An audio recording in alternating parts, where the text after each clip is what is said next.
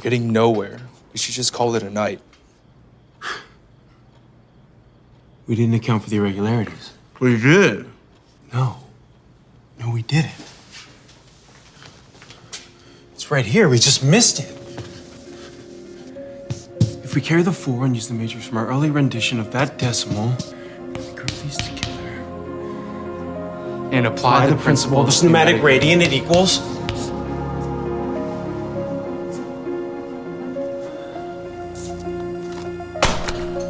We did it.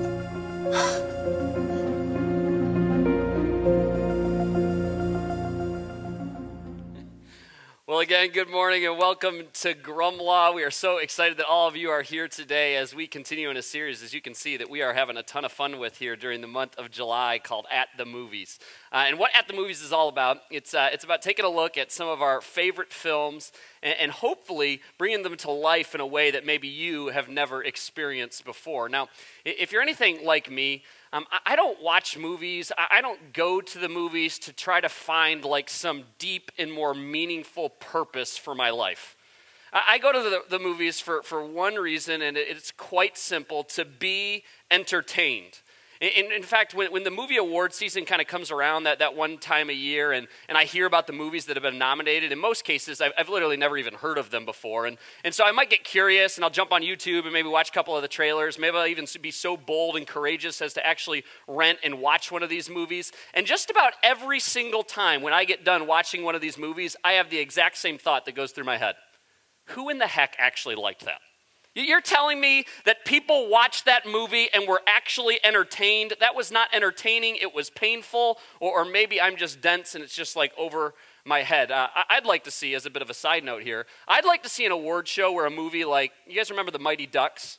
Where The Mighty Ducks gets nominated, right? Or I watched Bird Box about 6 months ago. How come Bird Box isn't getting nominated for any award? Stop telling me things like, well, you just didn't get it. It's like, okay, I wasn't trying to take a college course on existentialism.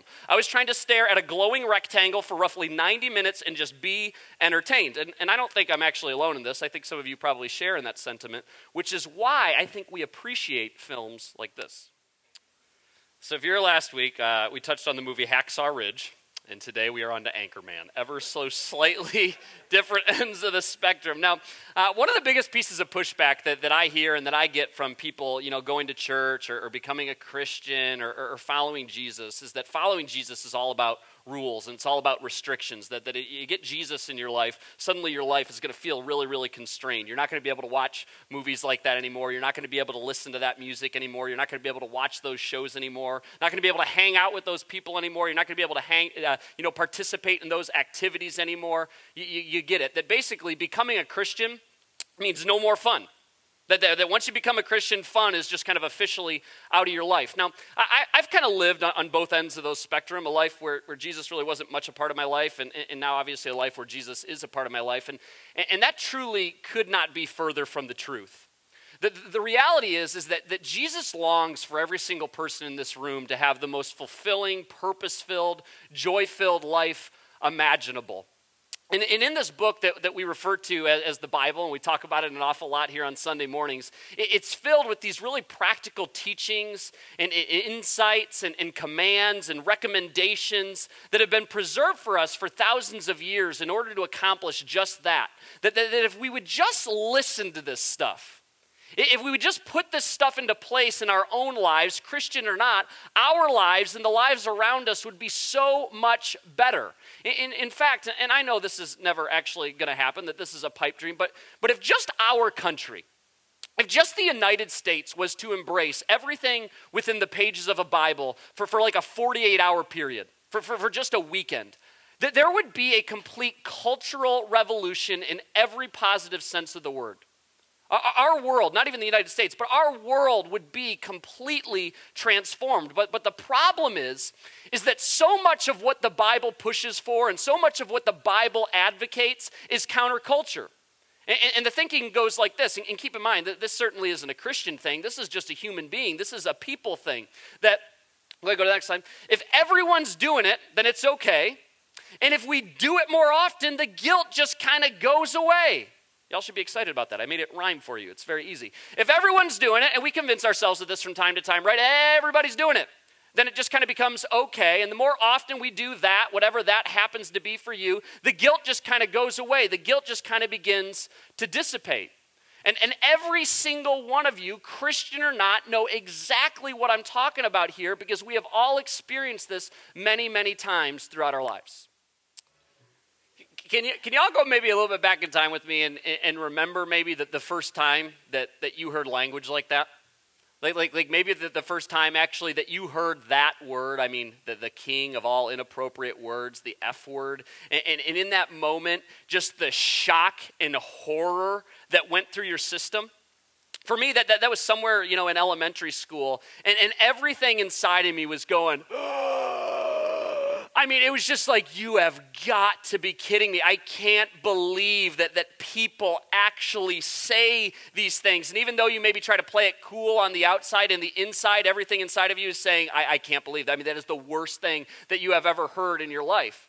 Now, fast forward not so many years later, but by the time I got into high school, people use that language all the time. In fact, I would use that language even from time to time. And people used it so frequently, in fact, that when somebody would say a word like that, I wouldn't even turn around. I wouldn't even turn my head to see who had said it. Now how is that possible? How is it that something at one point in my life was just so, oh my goodness, so shocking, could now, that many years later, not really that far into the future, become so incredibly acceptable? And it's because, again, everyone was doing it. And it just kind of felt okay. And the more often I heard it and the more often I said it, the guilt and the shock would just kind of go away. But obviously, this isn't something that's just limited to language or cussing or swearing. We see this in a lot of different areas of our lives. We see this with pornography. We see this with drunkenness. We see this with friendships. We see this in relationships. We can go on and on and on and on. And so when we introduce this book that we call the Bible, which recommends that we live our lives so much differently than what the world accepts, than what the world embraces it, then we just dismiss it. Because unfortunately, every single one of you are being inundated with a whole lot more of the world than Jesus. But one of the questions I want to pose here this morning is where did those feelings of guilt go? I mean, where did that dirtiness go? Where did that feeling of, oh my gosh, go the first time you heard that kind of language? Where did that dirty feeling escape to the first time that you viewed pornography? Where did that deep-seated guilt run off to the first time that you experimented sexually with somebody else? And perhaps maybe even more importantly, why do we feel that way? At least initially. How is it that something that once felt so uncomfortable, that felt so dirty, that felt so awkward, can feel so normal, can feel so commonplace, can feel so incredibly acceptable now? And I'm telling you that all of that is no accident. In fact, I will go so far as to say that guilt absolutely provides evidence that God exists. How else do we explain that every single person here, Christian or not, we all know what is right? We all know what is wrong. None of you took classes in your youth. None of you went away to college and took a college course clearly explaining to you, here are all the right things to do in life and here are all the wrong things to do in life. You never needed somebody to point out to you that taking a $20 bill from your mother's purse was wrong. Just like you didn't need an in-depth explanation that cheating on your spouse was a bad idea. Nobody had to explain to you that pornography was wrong. That feeling of stay away, you really shouldn't do that, was already there.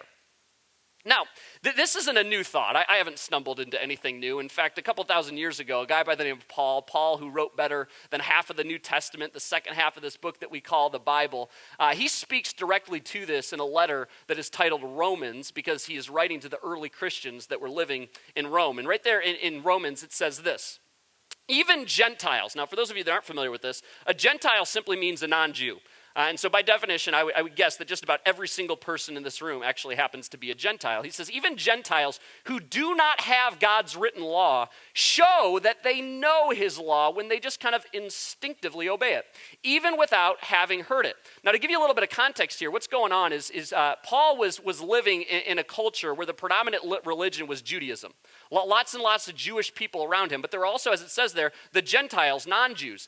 And what the Jewish people started to notice is that the Gentiles seemed to follow all the rules in life that they followed.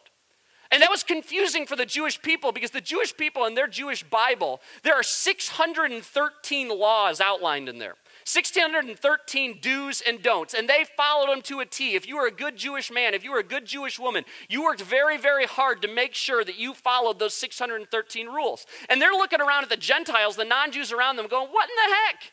They've never even laid eyes on our Bible. They've never seen a single one of our laws. How do they seem to be following the exact same rules that we are following, despite the fact that they have never seen these rules? And Paul is going, exactly, and he continues. He says, they demonstrate that God's law is written in their hearts. And then here's a key word for us, for their own conscience and thoughts either accuse them or tell them that they are doing right. In other words, nobody had to tell you. That excuse that we all loved to use when we were young, and in fact, some of you are still using it now, and we all know that you're completely full of it. It's a lie. That lie when you go, I just didn't know. Oh my goodness, I just had no idea is a load. You absolutely know, and that is no accident. We can't escape those feelings because God built into our nature a knowledge of right and a knowledge of wrong. And that moral conscience is something that exists inside every single person in this room. It's not something that is suddenly bestowed upon you upon becoming a Christian. That conscience either tells us that's okay or stay away. Now, this maybe sounds like a little bit almost of a bad thing. It maybe sounds like a little bit of a bummer. But the reality is this is really, really good news. Think about it.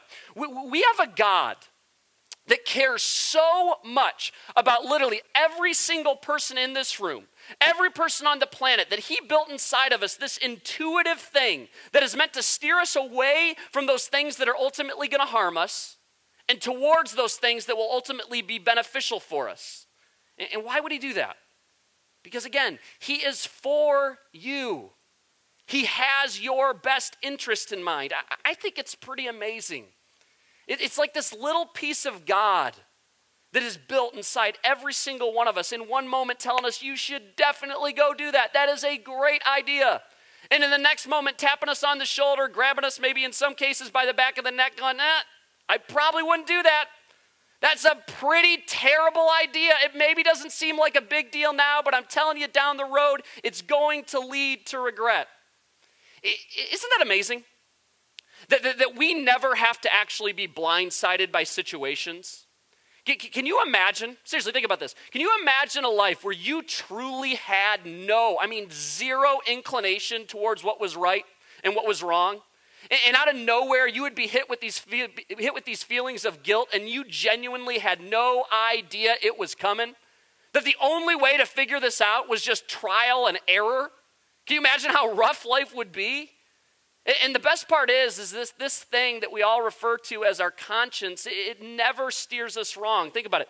When you do what you know you should do, 100% of the time it leads to contentment. When you don't do those things that you know that you ought not to do, again, it leads to contentment. Conversely, when you do what you know you shouldn't do, it will always lead to regret. When you don't do what you know you ought to do, it will always lead to regret. And the truth is that nobody in this room, nobody, again, it doesn't matter where you find yourself in this whole faith journey, nobody would disagree with me on this. We all prefer contentment. We all prefer satisfaction. We all prefer happiness over regret 100% of the time. And God knows this, which is why, yet again, he's going, I am in this for you. I have your best interest in mind. I want you to follow me, not because it just sounds like the right thing to do, but no, it's so much better than that. It's because I want to make your life better.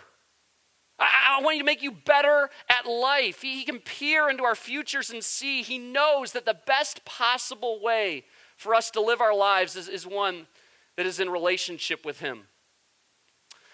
Do any of you remember these? Anybody remember that by a show of hands? I'm dating myself right now. And anybody under the age of like 16 is like, what in the heck is that? We used to have these little circles. We called them CDs or compact discs. We would put music on them. And sometimes on the front of these compact discs, you would see this label. Now, in a nutshell, when you would see this label on the front of a CD, I want you guys actually to participate a little bit right here. What did it mean? When you saw this on the front of a CD, give me some of the words that kind of come to mind when you see this. Seriously, tell me. Inappropriate, right? Yeah, bad language, like all these sorts of things. Exactly. What it means that is what you are about to listen to is not what is best for you. Now, let's just say that there was an inappropriate song that had some inappropriate language in it, and you really wanted to listen to that song. I mean, there's just something about the beat that you're just like I just gotta listen to this, but you couldn't really put up with the inappropriate language, so you jump on YouTube, and what's the magic word? I mean, you could type in the name of the song, and then what word could you put after it, and hopefully those inappropriate lyrics would disappear. Help me out.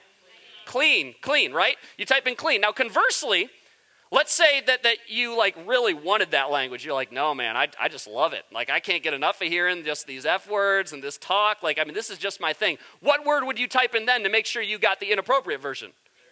Dirty, right? Dirty. So clean and dirty. You guys, the music industry's not even trying to hide it. Clean, dirty, explicit content. What you are about to listen to is not what is good for you.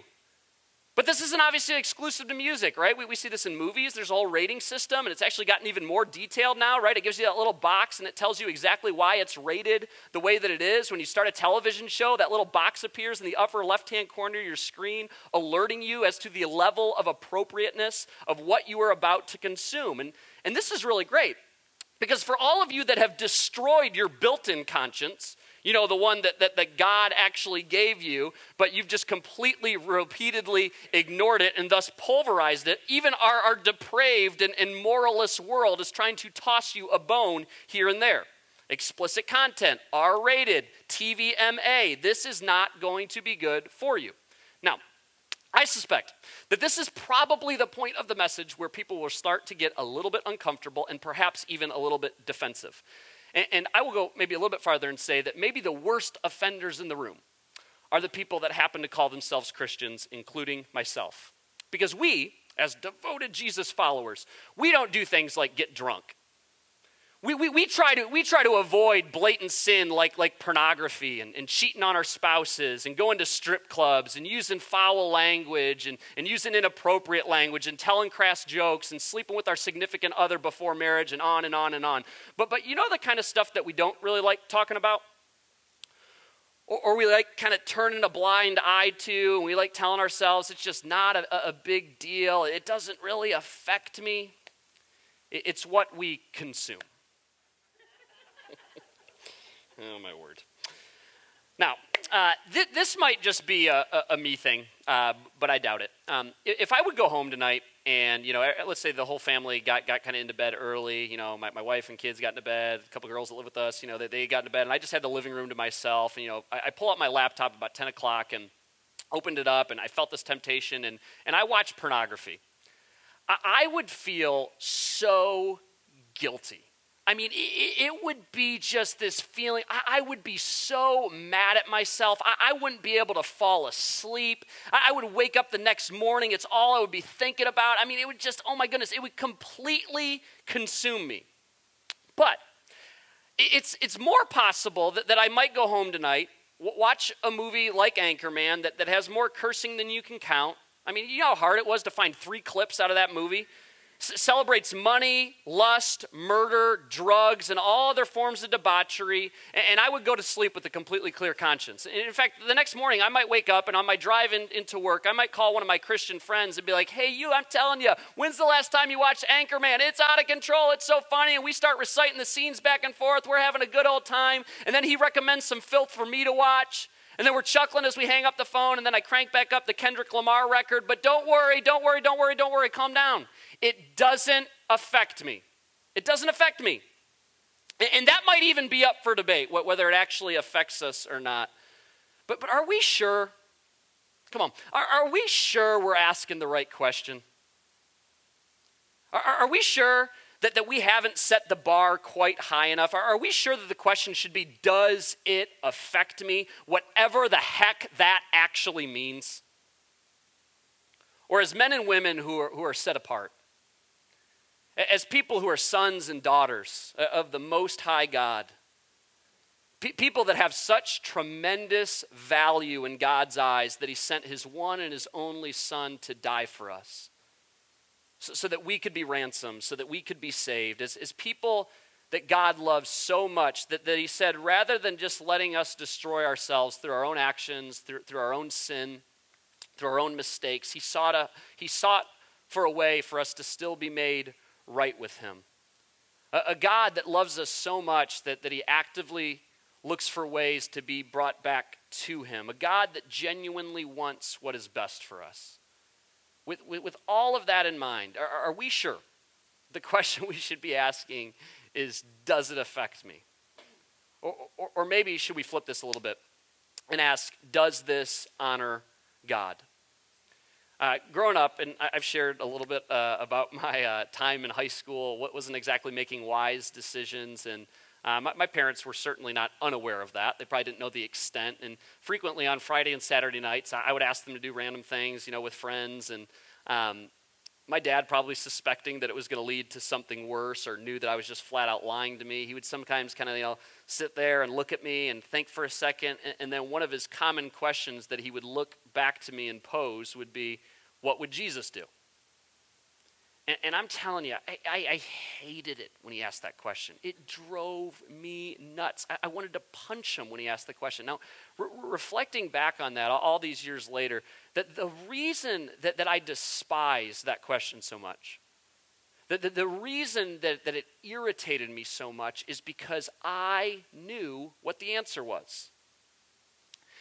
And for those of you that maybe feel yourself getting a little bit defensive right now, maybe you're already starting to have some of those internal conversations in your head, and you're starting to say things like, there's nothing wrong with watching Game of Thrones, and there's nothing wrong with watching that movie, and there's nothing wrong to listen to that music. It's just entertainment. It's just a movie. It's just a show. It's just music. Do you think, I'm telling you, just be honest with yourself. Do you think that perhaps there's a reason you're getting defensive? Because, see, the easy answer in these moments is to say, I am so sick of people prying in my business. I am so sick of people judging me. How dare you pass your convictions off on me? But like myself in high school, is it possible that you're getting defensive because that thing that we already talked about, that thing that intuitively tells us what's right and what's wrong, that little thing that we refer to as our conscience is starting to kick back into gear? Is it possible that your heavenly Father, like right now in this moment, is trying to point you in a different direction? Is it possible? Come on. Is it possible that you've convinced yourself that everyone's doing it, so it's okay? And honestly, you've just done it so much that you've just kind of driven the guilt away. But right now, that sometimes annoying, pesky little thing, your conscience is suddenly re-engaging. And my challenge to all of you this morning would be, don't fight that. And in fact, stop viewing that as a negative thing. It's incredibly, incredibly positive. It is God trying to point you towards what is good. He's trying to intervene. He's trying to prevent future regret. He's trying to show you what is best rather than what's easy, rather than what has become acceptable. As we wrap up this morning, I want to take a look at a psalm that we find. Psalms is a book that we find in the Old Testament, which is the first half of the Bible. It's really a collection of songs and prayers, and there were a lot of different people that contributed to the book of Psalms, but one of the most notable authors is a guy by the name of David, King David, in fact. He's one of the most famous kings in the history of the world, In Psalm 101, David writes this prayer for help to live a blameless life. It's this roadmap that he hopes will lead to a life of integrity, a life that won't be full of regret, but one that'll be full of contentment and joy and happiness. And one of the unique things about this psalm is that scholars are pretty confident that he wrote this pretty early on in his reign. He was setting the standards that he wanted to follow that would lead to the best life possible. And so in Psalm 101, he says this. He says, I'll be careful to live a blameless life. I will lead a life of integrity in my own home. Something that is definitely far easier said than done, but then he goes on to give us some really practical steps in order to make this a reality. He continues. He says, I will refuse to look at anything vile and vulgar. I hate all who deal crookedly. I will have nothing to do with them. I will reject perverse ideas and stay away from not just some evil, every evil. I will not tolerate people who slander their neighbors, people who gossip, people who speak negatively about others. I will not endure conceit and pride. And then he wraps up this prayer with one statement. He says this, my daily task, my daily commitment will be to ferret out. We don't usually use that language, ferret out. We will be to get rid of the wicked and free the city of the Lord from their grip. David's making here in this prayer a commitment to rid all kinds of wicked from his life. Not just the incredibly obvious, not just the glaring stuff, not just the stuff that everybody universally recognizes as wrong, but even the stuff that society has deemed to be okay. And he recognized this, that very early on in his kingship, that the best way to live, a life that is free of regret and full of satisfaction and full of contentment and full of purpose, is one where we actually listen to our conscience. Because our Heavenly Father has our best interest in mind. And so, as we wrap up today, the final question I have for you is what are you consuming? What are you consuming? Is what you're observing and reading, hearing, listening to, watching, experiencing, could it be called true and honorable, right, pure, lovely, admirable? Does it honor God? And if the answer to that question is no, and I would suspect that just about every person in this room has a couple of things that may fall into that category, what's keeping you from ridding that stuff of your life? I recognize that for some of you, it's maybe not as simple as stopping. That for some of you, these things have turned into full-blown addictions, at the very least, a really difficult habit to break. But are you content to just allow this stuff to continue to win?